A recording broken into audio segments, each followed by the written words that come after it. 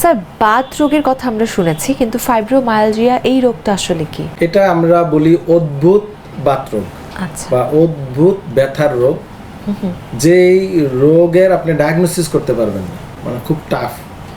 আমরা যদি বাত রোগ বলি বা আর্থ্রাইটিস রোগ বলি, বা আমরা যদি এক্সরে করি, এমআরআই করি, ব্লাড টেস্ট করি, আমরা পেয়ে যাই রোগীর যে হ্যাঁ ইউ হ্যাভ গাউটি আর্থ্রাইটিস, আপনার রিউমাটয়েড আর্থ্রাইটিস আমরা একটা বলতে পারি। কিন্তু এই রোগী একটু ভিন্ন। আচ্ছা, আচ্ছা, এই রোগী যেটা হচ্ছে, রোগী যখন হাঁটা চলাফেরা করে, ধরেন কাজে আছে, ঘুরতে গেল, বেড়াতে গেল, তার কোনো ব্যথা বেদনা নেই। আচ্ছা, যখনই সে বসলো বা একটু রেস্টে আসলো, অন্যান্য রোগী দেখবেন রেস্টে আসলে সে বলে আমার ব্যথা কমে গেছে, একটু আরামে একটু ঘুমালে, ঠিক না? একদম। কিন্তু এই রোগীর ক্ষেত্রে উল্টা, যখনই সে বিছানা যাবে তার ব্যথা আরো বাড়বে। আচ্ছা, এইটা আমরা যখন বিভিন্ন টেস্ট করি কিছুই পাবো না। এটা আমরা ক্লিনিক্যালি ফিচার দ্বারা, মানে রোগীর উপসর্গ দ্বারা আমরা কনফার্ম করি যে রোগীর ফাইব্রোমায়ালজিয়া আছে কিনা। আচ্ছা। প্রথমত ফাইব্রো মানে ফাইব্রাস যে টিস্যু থাকে বডিতে, এবং মাংস মানে যেখানে মাংস এবং হাড় জাংশন মোর দেন 10-11 জায়গায় তার ব্যথার কথা সে বলবে, জায়গায় জায়গায় ব্যথা। রোগী দুর্বল, অবসাদ, হতাশাগ্রস্ত থাকবে, ডিপ্রেশনে ভুগবে। জ্বর থাকবে না, আচ্ছা, রোগীর দুর্বলতা থাকবে, কিন্তু জোড়ায় জোড়ায় ব্যথার কথা বলবে, জায়গায় জায়গায় অনেকগুলো পয়েন্টে মাংসপেশিতে ব্যথার কথা সে বলবে। এবং আপনি যখন ব্লাড টেস্ট করবেন কিছুই খুঁজে পাবেন না। কিন্তু যখন রোগী চলাফেরা করবে, এদিক যাবে সেদিক যাবে, ঘোরাফেরা করবে, এবং পর্যাপ্ত যদি সে ঘুমায়, তাহলে পেইনটা অনেকাংশে কমে আসে। মুভমেন্ট করলেই কমে যায়।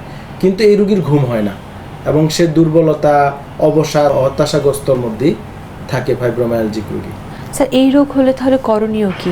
প্রথম কথা হচ্ছে, এই রোগীগুলা ডায়াগনোসিসটা আমরা ফার্স্ট করি যে আসলে এই ব্যথা কেন হয়। রোগী যে অস্থির মানসিকভাবে বা ব্যথা বেদনা নিয়ে ঘুরছে ডাক্তারদের পিছনে, আজকে এই ডাক্তার, কালকে ওই ডাক্তার, সেই ডাক্তার কেবল সে যাচ্ছি, ডাক্তার সাহেবরা টেস্ট করে কিছু খুঁজে পায় না।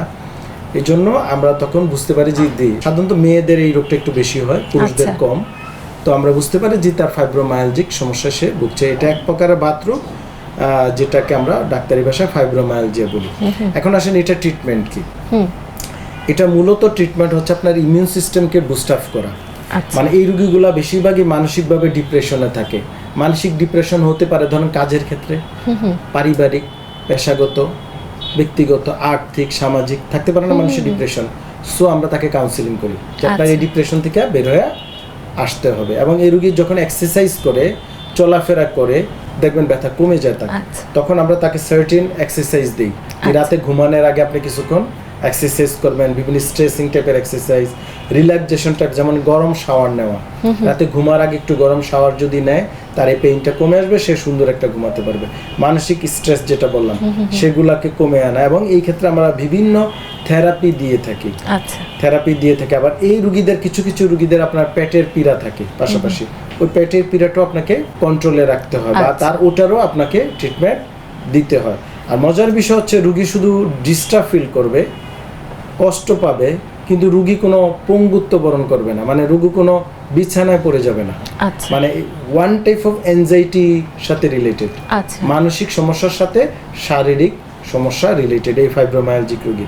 তো আমরা রোগীকে তখন তার কাউন্সিলিং করি, তার লাইফ, ব্যক্তিগত লাইফ সব বের করে তাকে ওইভাবে আমরা যখন প্রপার অ্যাড্রেস করে বুঝিয়ে দেই, বিভিন্ন এক্সারসাইজ দেই, যেমন সাইক্লিং, রানিং, জগিং, হাঁটা চলাফেরা করা, ডিপ্রেশনে না থাকা, মুভমেন্ট করা, এগুলা করলে কিন্তু অনেকাংশে রোগীগুলা কন্ট্রোলে চলে আসে।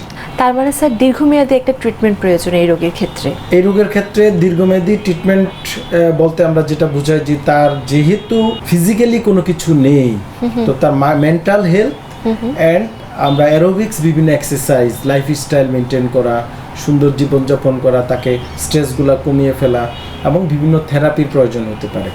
তাহলেই রোগী মোটামুটি ভালো থাকতে পারে। ধন্যবাদ স্যার এই বিষয়টি জানানোর জন্য। আপনাকে ধন্যবাদ। নাগরিক টেলিভিশনকে অসংখ্য ধন্যবাদ।